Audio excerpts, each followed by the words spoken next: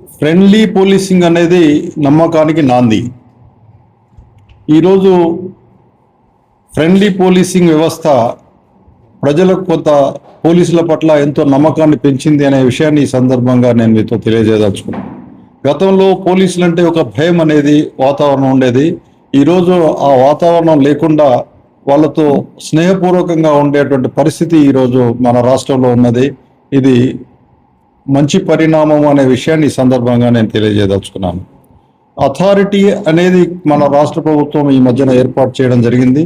ఈ అథారిటీకి ఉన్నటువంటి మా పరిధిలో ఉన్నటువంటి విషయాలను దృష్టిలో పెట్టుకొని ప్రజాస్వామ్యాన్ని బలోపేతం చేయడం కొరకు పోలీస్ వ్యవస్థని బలపరిచే విధంగా అథారిటీ కృషి చేస్తుంది అనే విషయాన్ని తెలియజేస్తా ఉన్నాను.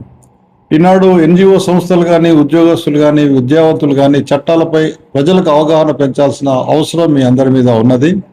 ఈరోజు పరిపాలనలో పారదర్శకత రావాలన్నా, అధికారులు జవాబుదారీగా ఉండాలన్నా చట్టాలపై అవగాహన ఉన్న రోజునే అధికారులు ప్రజలకు జవాబుదారీగా ఉంటారు. ఈరోజు కొంతవరకు మాత్రమే అవగాహన 2-3% పబ్లిక్ మాత్రమే అవగాహన ఉన్నది.